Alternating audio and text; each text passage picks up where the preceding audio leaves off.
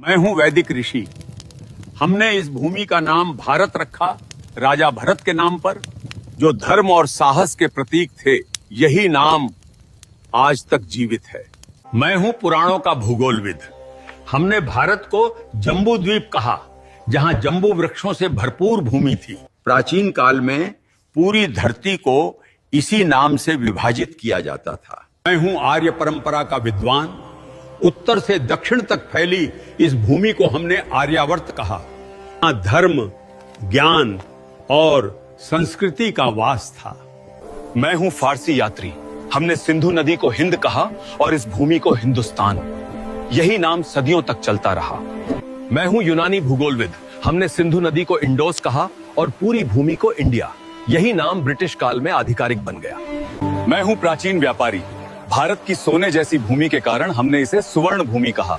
सोने, मसालों और धन की धरती। मैं हूं अरबी नाविक। हमने इस धरती को अल हिंद कहा।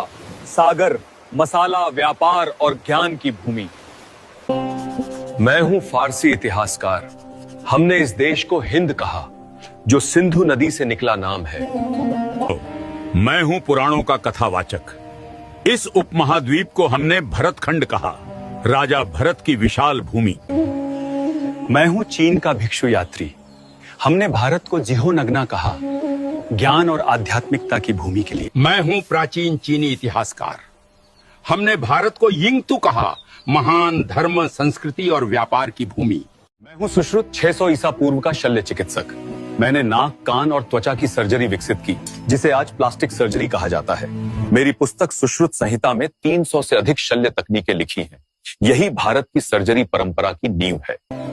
मैं हूं चरक आयुर्वेद का आचार्य।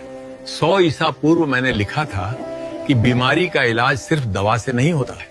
शरीर, मन और भोजन, तीनों का संतुलन जरूरी है। मैंने सिखाया कि हर पौधा दवा है और हर भोजन औषधि बन सकता है। मैं हूं प्राचीन भारत का नेत्र चिकित्सक। 800 ईसा पूर्व हम मोतियाबिंद की सर्जरी करते थे। एक पतली सलाई से आंख की धुंधली परत हटाकर दृष्टि वापस लौटा देते थे। इस तकनीक ने हजारों लोगों की रोशनी बचाई। दुनिया में पहली कैटरैक्ट सर्जरी भारत की धरती पर हुई थी। मैं हूं कोणार्क का शिल्पकार। हमने सूर्य मंदिर को इस तरह बनाया कि हर पहिया एक सटीक घड़ी की तरह समय बताता है। आज भी सूरज की किरणें हर घंटे पर ठीक इसी कोण से गिरती हैं, बिना किसी आधुनिक गणना के। मैं हूं भारतीय वास्तुकार। हमने ऐसे भवन बनाए जहां हर दिशा, हर खिड़की ऊर्जा के अनुसार तय थी, बिना बिजली